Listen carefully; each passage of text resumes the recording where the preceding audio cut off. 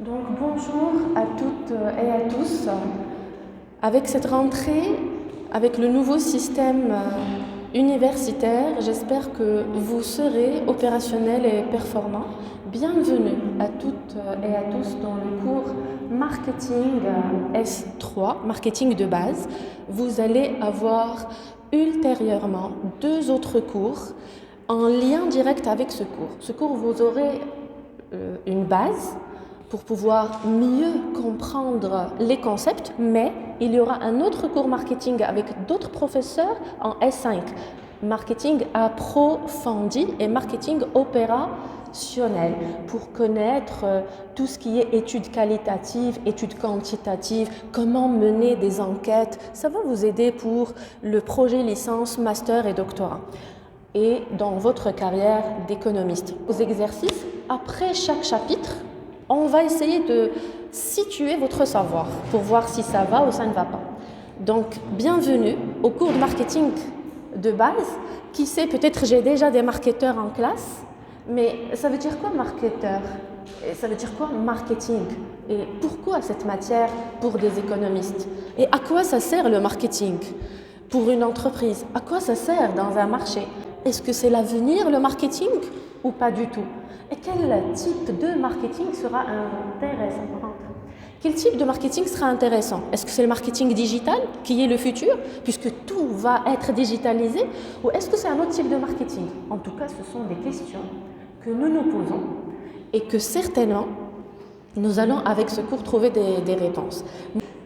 Donc, bienvenue à ce cours et nous allons avoir maximum 12 séances. L'arrêt des cours va être première, deuxième semaine de décembre, d'accord, pour une séance de révision totale avec préparation à l'examen final. Donc nous avons devant nous le mois d'octobre, novembre et 1 ou 2 semaines en décembre. L'examen, comme chaque année, il est en première semaine de janvier. Et je voudrais un délégué aujourd'hui pour pouvoir communiquer avec lui pour toute information. Donc à la fin de la séance, on va choisir quelqu'un qui me donne son téléphone et à qui je donne mon téléphone aussi. Je commence par l'objectif général de ce cours. Pourquoi nous sommes là à étudier le marketing? Si vous regardez avec moi, nous allons d'abord et avant tout, en tant qu'économiste, essayer de comprendre. Donc nous allons essayer de définir le marketing. Nous allons voir plusieurs définitions du marketing. Pourquoi? Parce que si tu veux créer ta propre entreprise, l'important c'est que tu connaisses le marché, tu analyses les consommateurs, tu connaisses le processus par lequel passe chaque étape de construction, on va dire de planification, d'organisation. Avec ce cours, tu vas avoir énormément d'informations concernant ce qui t'attend. Que tu sois dans le salariat en tant qu'un réel marketeur dans un bureau, dans une entreprise, ou bien que tu sois un créateur d'entreprise future. Pouvoir se marketer. C'est bizarre, on pense toujours à marketer un produit, à vendre un produit. Marketer veut dire faire connaître.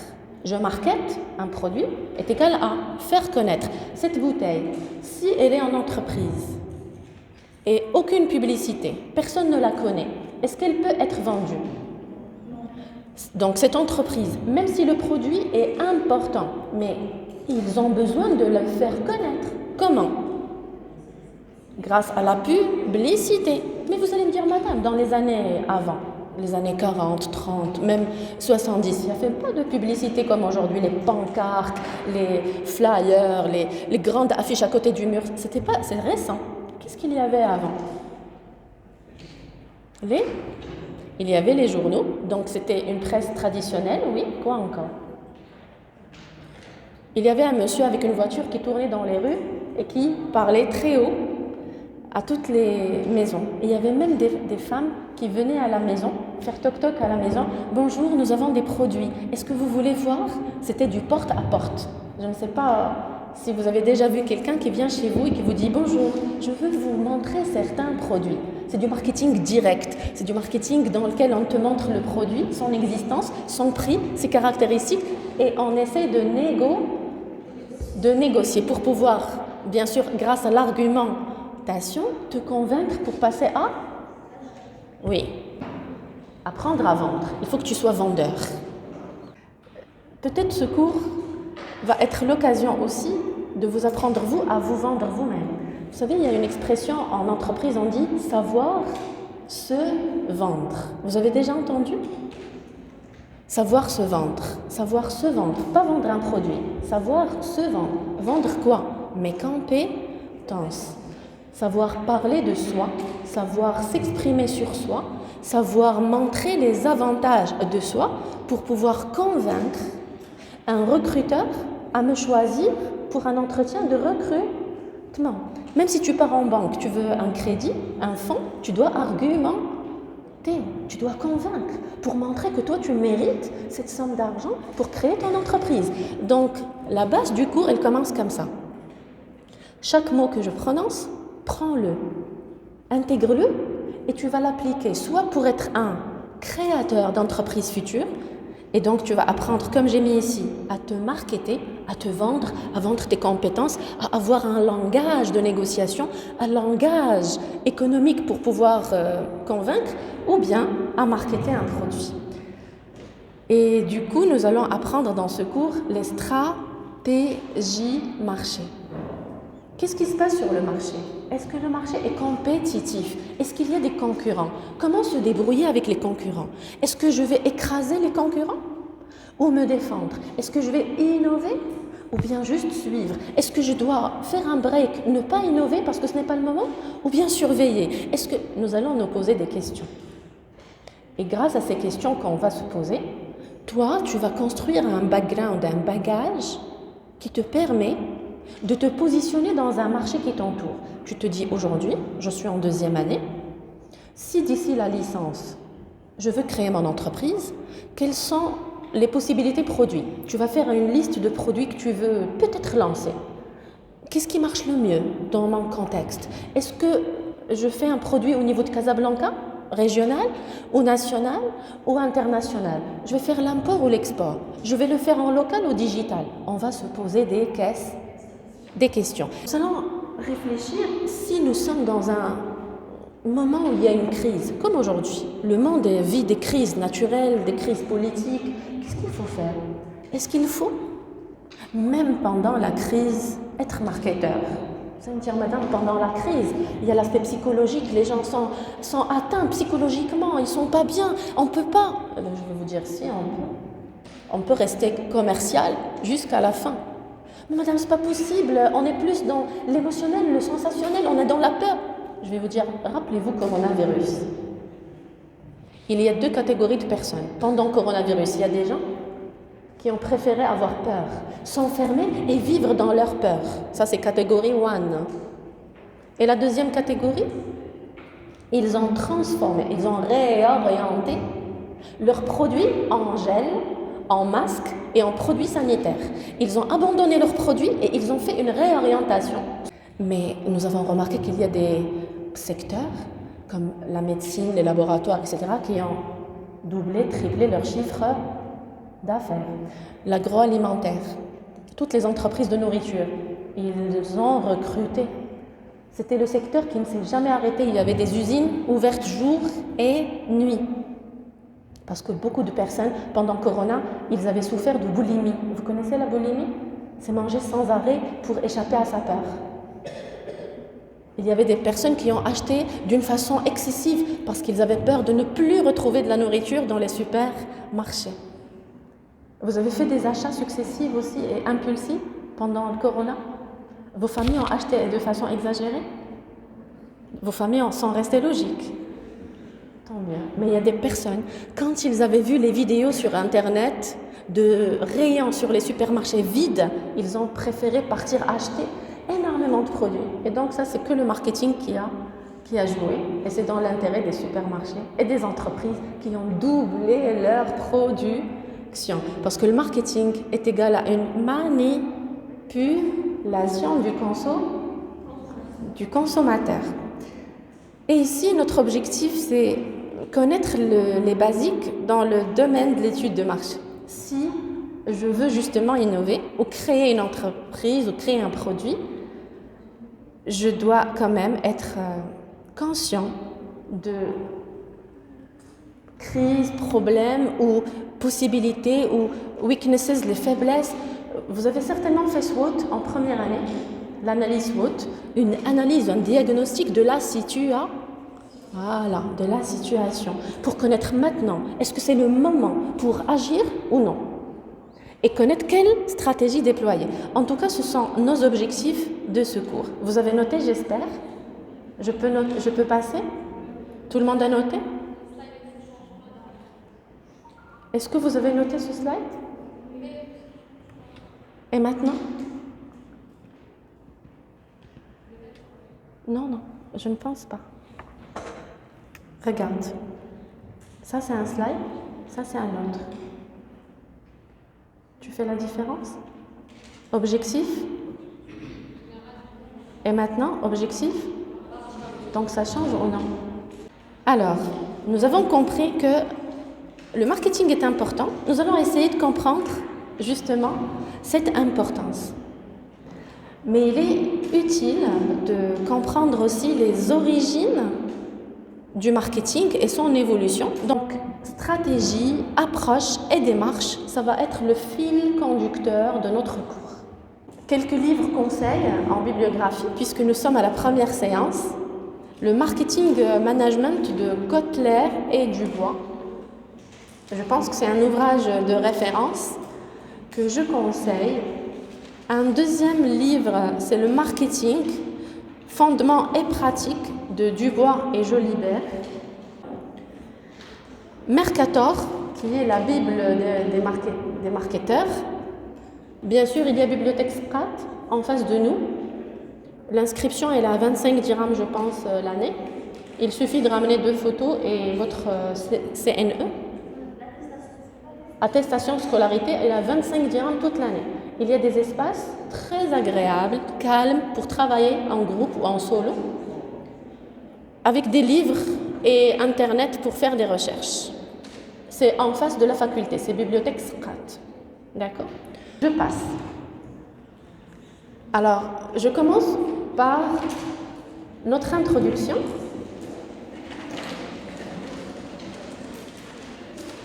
Et j'ai mis 3 points essentiels. Lorsqu'on parle de marketing, nous parlons de qualité, de service et de plus-value.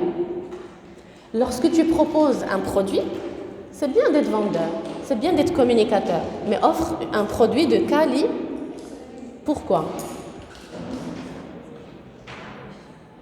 Parce que le consommateur, il a son argent et il a le choix, exactement. Il a le choix. Donc, si tu lui donnes au début une très bonne qualité et avec le temps, tu commences à baisser la qualité, il a le droit de réorienter son achat. Il peut partir chez un concurrent. Je vous donne un simple exemple, le sieur. Vous connaissez le sieur? Le sieur, c'est l'huile marocaine. Ta grand-mère, peut-être, a cuisiné avec le sieur. Ta maman a cuisiné avec le sieur. Et peut-être toi, aujourd'hui, tu l'as à la maison maintenant, actuellement. Et peut-être quand tu te marieras, tu auras des enfants. Qui sait? Psychologiquement, puisque c'est un produit qui a accompagné la famille, peut-être que tu seras amené à acheter le même produit. Pourquoi? 3 générations ou 4 générations avec le même produit. Parce que justement, l'entreprise, oui, exactement, veille aux normes qualité pour le maintien de la même qualité. Donc si le client retrouve la même qualité, très rarement, il est curieux et il part chercher d'autres produits. Il y a cette cette fidélisation. Donc peut-être la plus-value, c'est cet effet de bonheur momentané. Lorsque tu vas sourire, être dans le bonheur momentané, il y aura satisfaction. Et quand cette satisfaction elle est là, on doit te recréer l'envie d'aller acheter encore l'autre produit. Dites-moi, qu'est-ce que vous avez noté pour les gens qui n'ont pas eu la même vitesse? Le premier mot? Argumentation. Quoi encore? Maintien de la qualité. Quoi encore? Le service pendant l'achat et après l'achat. Quoi encore? sur deux volets. La manipulation psychologique et la manipulation de tes émotions. C'est toi qui manipules le recruteur pour faire partie de son équipe. C'est toi le manipulateur. Il faut changer les règles du jeu. Regardez, on est parti step by step. 1. Construction de soi, marketing de soi. 2. La force, l'argumentation, la manipulation pendant un entretien. Et après, si tu signes le contrat et tu es avec eux, c'est là où on va partir à manipuler et à argumenter face à un client. Mais on ne peut pas faire le saut vers le 3e étage sans être passé par toutes ces étapes. En tout cas, puisqu'il y a des consommateurs réels et des consommateurs virtuels et que les consommateurs aujourd'hui se sont transformés, il y a des gens qui font les achats en ligne, tu ne vas même pas les voir. Donc aujourd'hui, on est obligé de faire une étude du consommateur réel qui a besoin de venir toucher le produit, le regarder. Et il y a des gens qui ne veulent ni toucher ni regarder, ils sont derrière leur écran, ils n'ont pas le temps, ou c'est un choix personnel, et il faut se positionner face à ces deux. Et les nouvelles tendances marketing que nous allons voir aussi dans le cours, c'est le marketing viral, le marketing mobile, le marketing digital et le marketing des réseaux. Bien sûr, aujourd'hui, c'est une séance introductive dans laquelle je vous donne les futurs aspects du cours, les futurs challenges du cours. Je ne vous cache pas, le futur, c'est l'informatique et le digital, ça vous le savez.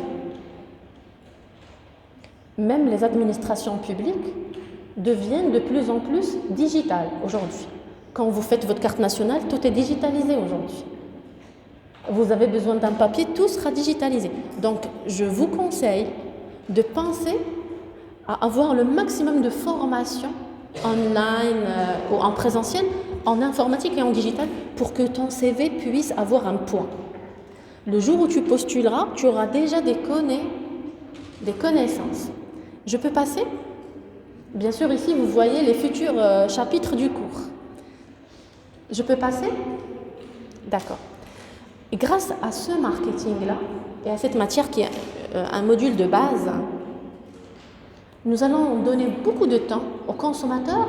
Nous allons même, on va l'appeler comme ça, faire une séance psychologique du consommateur. Vous allez me dire, madame, on n'est pas des psychologues. Je vais vous dire, en partie, tu dois être comme un psychologue qui a une analyse réelle du comportement du consommateur. On va faire une séance dans laquelle on va connaître les types de personnalités. On doit connaître les personnalités. Même si vous n'êtes pas psychologue, mais cette analyse psychologique est importante dans votre parcours.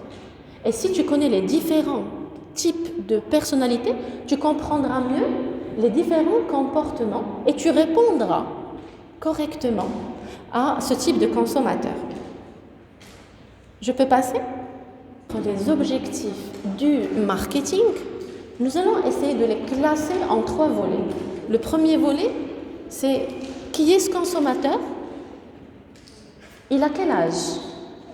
Dans notre réunion, imaginons, vous et moi, nous sommes des salariés, on est des collègues, nous sommes en réunion, on veut lancer un produit. Oui, première question, on vise quel type? Homme ou femme?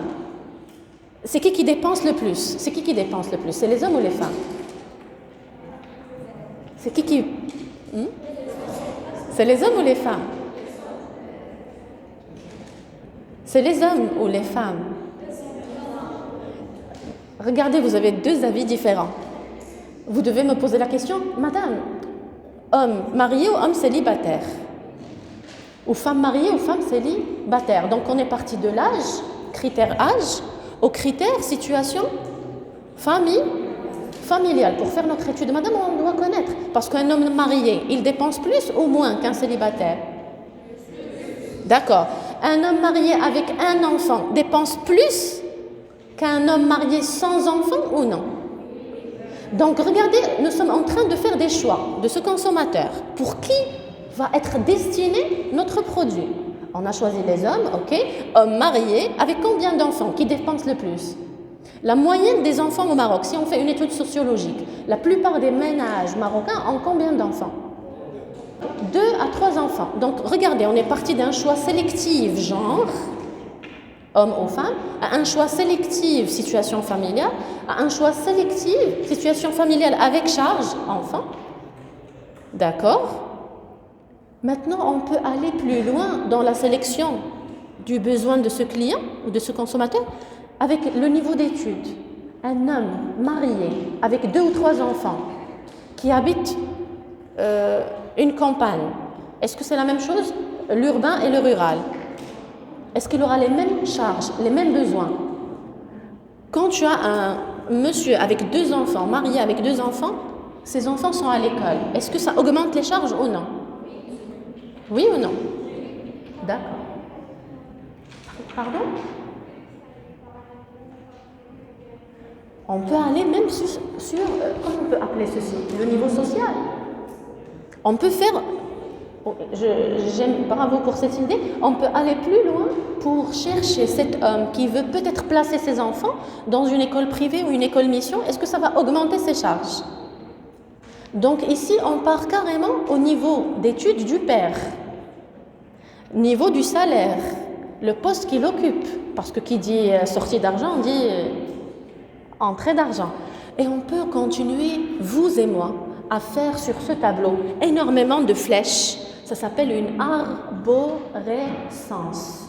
C'est comme on va dire, un énorme schéma dans lequel il y a plusieurs, comme un arbre d'idées, dans lequel il y a énormément de petites routes pour trouver ce consommateur ce consommateur qui nous intéresse. Il a quelle spécificité?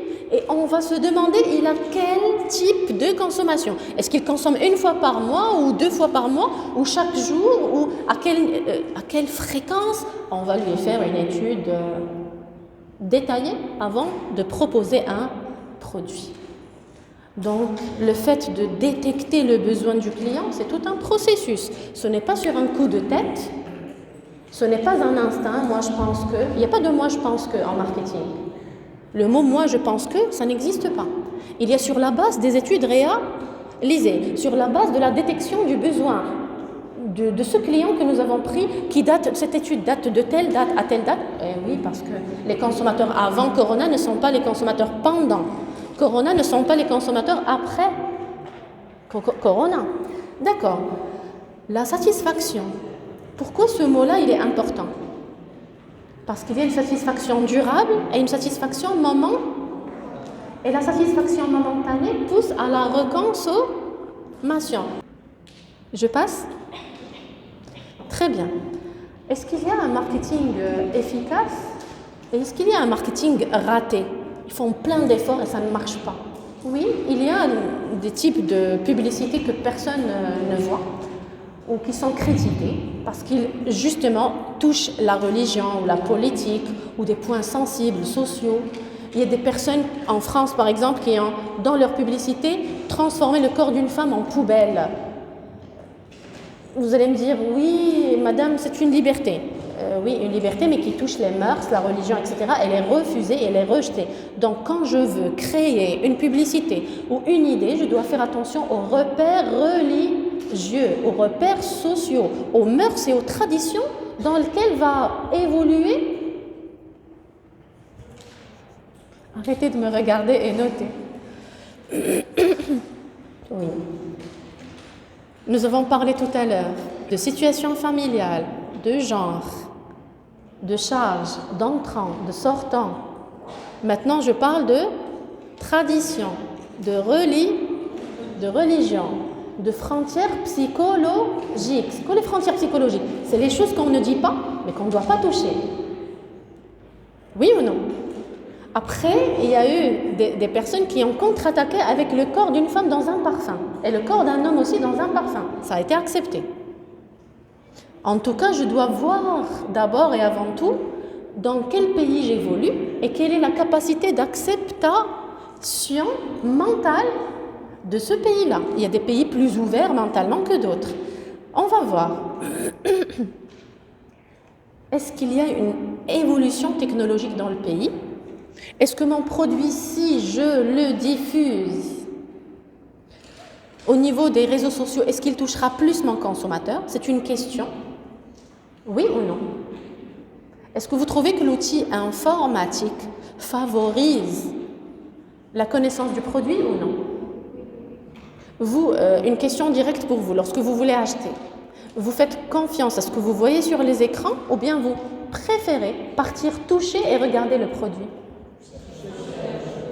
Et il n'y a personne dans cette classe qui achète seulement en virtuel? Qui a déjà acheté des espadrilles, un jean, une veste, quelque chose sur un site virtuel? Une personne? 2, 3, 4, 5? Ah, il y a pas mal, il y a beaucoup. Avez-vous été satisfait ou déçu? C'est la première et dernière fois. Le produit ne correspondait pas à l'image?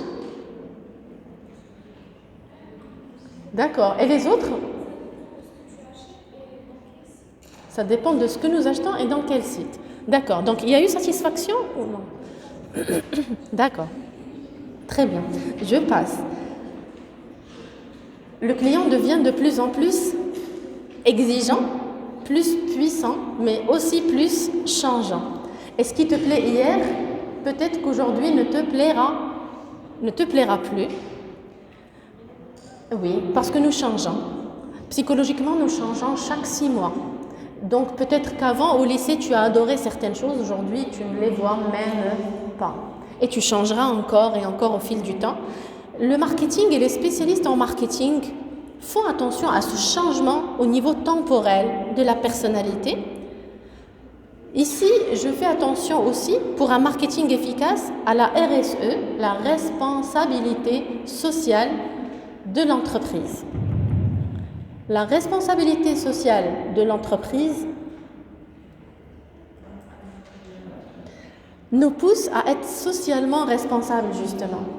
C'est-à-dire produire un produit qui ne va pas être nocif pour la société, ni pour l'envie, ni pour l'environnement. Je vais bien sûr commencer le premier chapitre aujourd'hui. Et ce premier chapitre va se concentrer sur les multiples définitions que nous offre l'économie et d'autres disciplines sur le marketing. Le marketing, c'est une fonction en organisation. Ça fait partie de l'organisation en entreprise. Il y a plusieurs fonctions. On les avait étudiées dans le module management l'année dernière. Fonction ressources humaines, fonction commerciale. C'est un département, c'est un groupe de personnes qui travaillent ensemble, qui, on va dire, mettent toutes les ressources en jeu pour pouvoir arriver aux objectifs.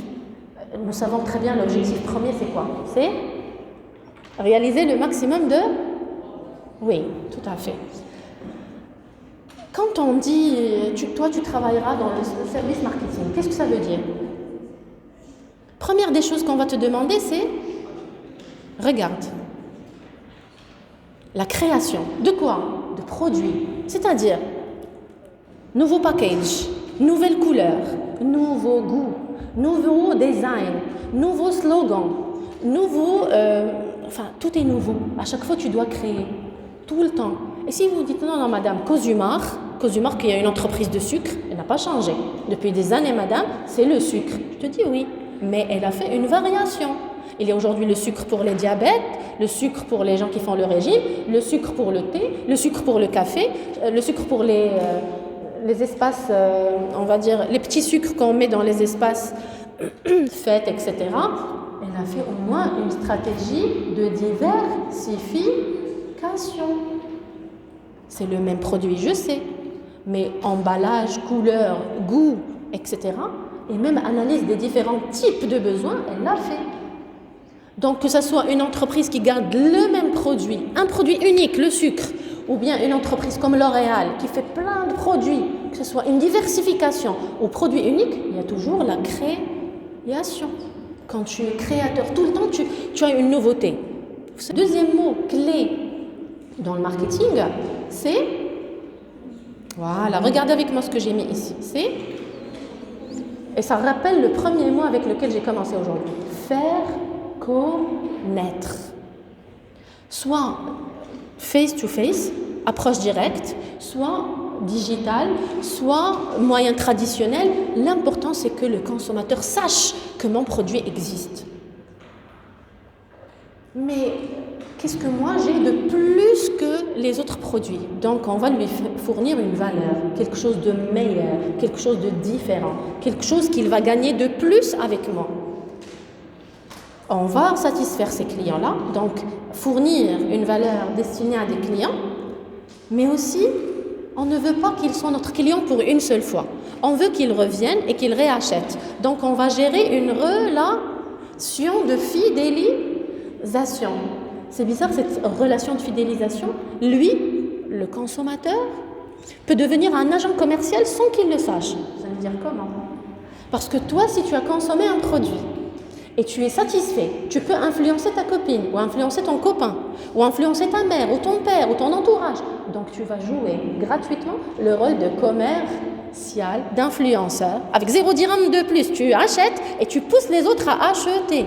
C'est le type de relation souhaitée par toute entreprise. Si elle arrive à avoir des échos positifs, des gens qui parlent d'elle positivement ou des commentaires sur leur site positifs, elle a tout gagné. Ça va être rentable. Donc, le marketing, c'est tout un processus, c'est plusieurs étapes. Le mot processus veut dire plusieurs étapes par lesquelles on va créer un plan d'action. Et nous allons voir en cours, dans les chapitres de notre cours, quelle est la planification stratégique en marketing et comment on va l'effectuer. Comment concevoir le produit, comment fixer le prix, on va tout voir ensemble. Comment faire des promotions, distribution des idées, que ce soit un bien tangible ou un service. L'important, c'est d'atteindre notre but. Quel est le but? Que ce soit organisationnel ou individuel, c'est arriver à maintenir le client comme client fidèle. Et si c'est un client fidèle, et toi tu es une client fidèle, et lui il fait un client fidèle, qui passe à re-achat à chaque fois, au recommencement de l'achat, nous, ça nous pousse à recommencer notre production. Tu es gagnant, tu es satisfait. Nous sommes gagnants, nous sommes satisfaits. Et si, comme nous, plusieurs entreprises produisent, il y a un circuit économique de qualité, il y a un flux économique dans le pays se sent bien, l'économie est en bonne santé, et c'est un système win-win. Donc, le marketeur, il est au cœur de l'organisation. C'est une fonction extrêmement importante. En marketing, alors, vous avez remarqué, j'ai souligné dans l'autre slide, j'ai souligné des mots-clés. Donc, c'est un ensemble d'actions. Si on veut les récupérer de l'autre slide, vous les avez notés sur le cahier. C'est d'abord et avant tout l'action de créer. Le deuxième mot, si vous avez noté, communiquer, bravo. Et troisième? Pardon? Fournir une valeur ajoutée. Quoi encore? Gérer la relation avec ce client. Bravo. Et tout cela pourquoi? Pour arriver à quel aboutissement? À une performance individuelle et collective. Très bien. Donc c'est un ensemble d'actions que nous allons voir petit à petit. Dans le cadre de ce marché qui a une mouvance, qui peut-être subit une crise ou qui a une influence, prévoir l'avenir. J'ai ce consommateur, il a acheté de moi aujourd'hui. Il a quel âge? Il a 18 ans. Mais moi, ça ne m'intéresse pas qu'il achète aujourd'hui. Je veux qu'il reste toute la vie, d'accord? Donc, je vais réfléchir à faire une étude actuelle et le rendre un client potentiel. Un client potentiel, ça veut dire un client futur.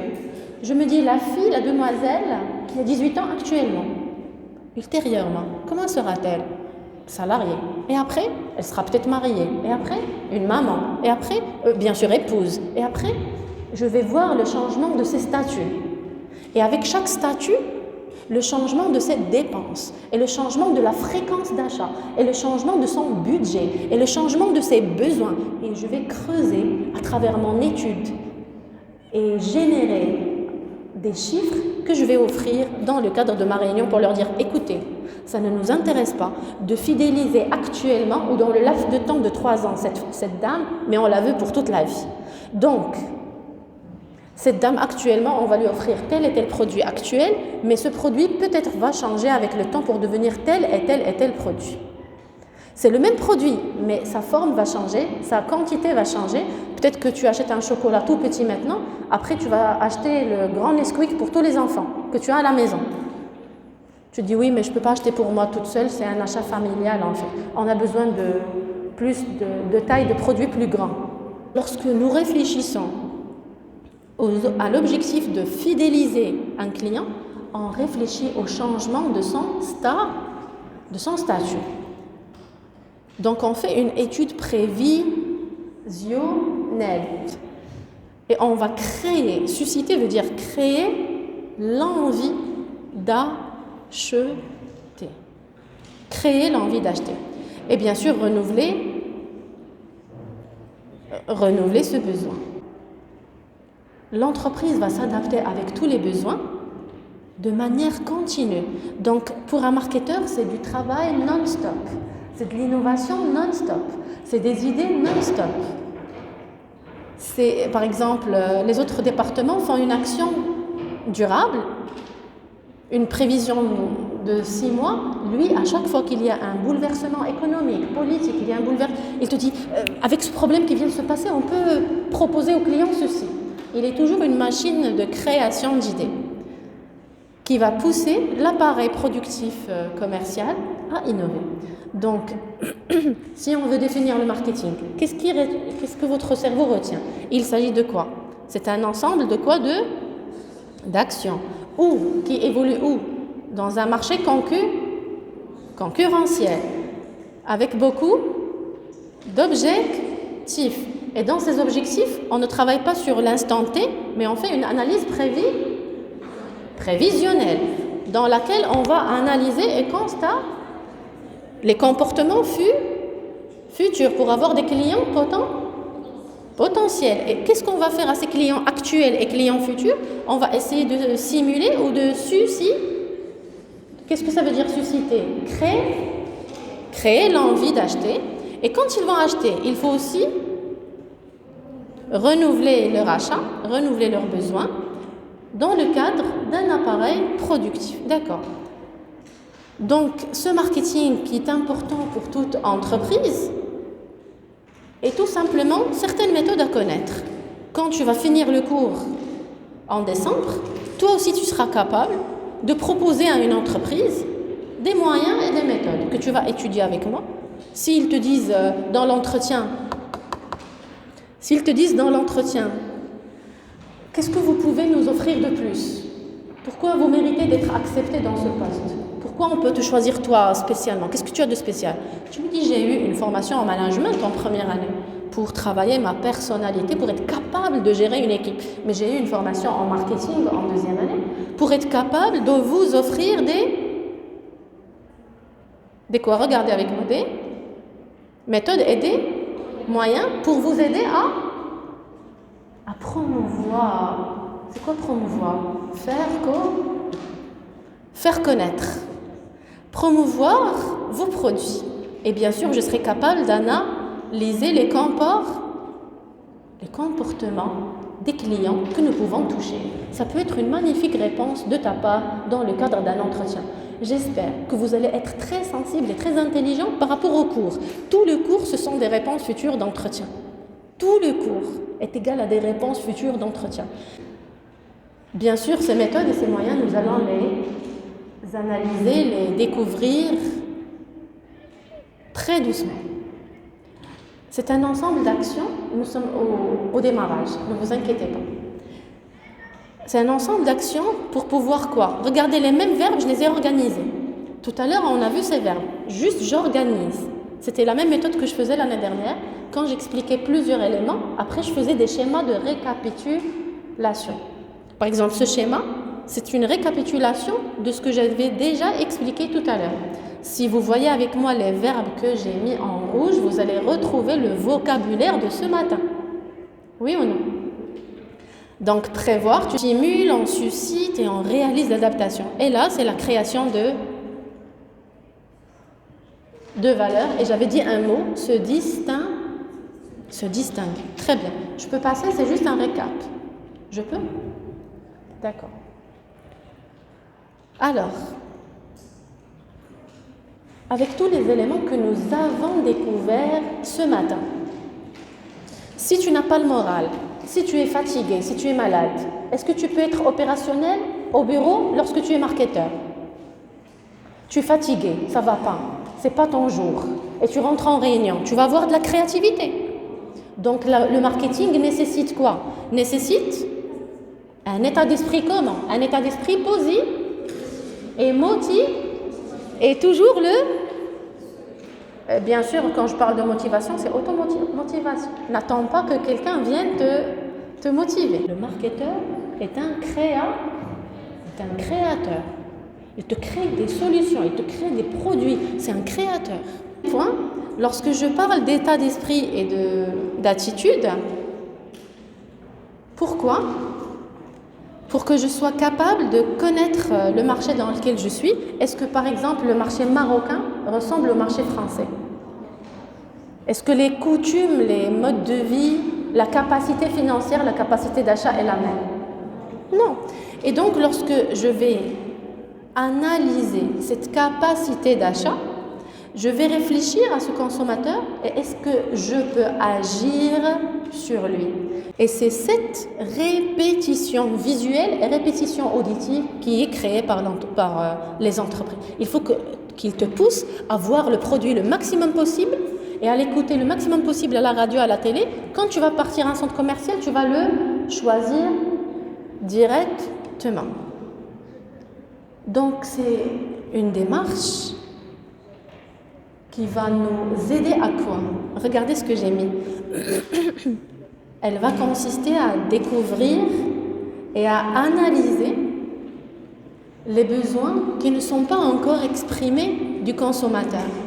Ils sont latents. Ou bien les besoins qui sont exprimés par un consommateur. Une jeune fille, elle a 17 ans, 16, 18 ans, 19, 20, cet âge de sortie de l'adolescence vers jeune femme, elle a besoin de sentir qu'elle est féminine,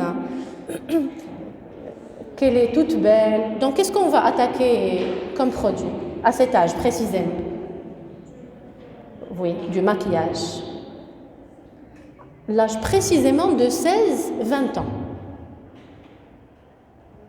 Tous les jeunes, on peut même carrément partir au lycée faire distribution de produits d'échantillons gratuits. Lorsqu'on rentre dans un magasin, ils doivent trouver les produits maquillage. On va cibler une catégorie. Cette catégorie, après 20 ans, elle risque d'être salariée après son diplôme. Son besoin va changer, il va se réorienter. Qu'est-ce qu'une fille de 25 ans voudrait acheter, à part du maquillage? Parce que son mental, sa personnalité va changer. Un PC pour travailler, un tailleur pour aller au travail.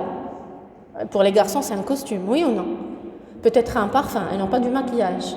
Ou bien si elle prend du maquillage, elle va prendre moins de maquillage, mais avec plus de produits, un format informatique. Quoi encore? Vous savez, qu'est-ce que nous sommes en train de faire? Comment? Oui, moyen de transport, tout à fait. Donc aussi, ça nous emmène vers les pièces détachées, assurance, c'est toute une boucle. Et bien sûr, ce sont des produits complémentaires auxquels on peut réfléchir. On va passer notre temps, si nous sommes collègues dans la réunion, à réfléchir à ce consommateur, même s'il n'est pas avec nous, mais on se met à sa place. Le quatrième point, lorsqu'on arrive à ce stade, on a détecté le besoin, on a compris le besoin, on passe à l'attaque, on passe au plan d'action, on va concevoir des choix stratégiques, une politique. Qu'est-ce qu'on peut faire, qu'est-ce qu'on ne peut pas? Est-ce que le budget le permet? Nous avons le staff nécessaire? Est-ce qu'on doit recruter? Est-ce qu'on est dans la bonne phase de transformation? On se pose des questions et on va agir sur le marketing mixte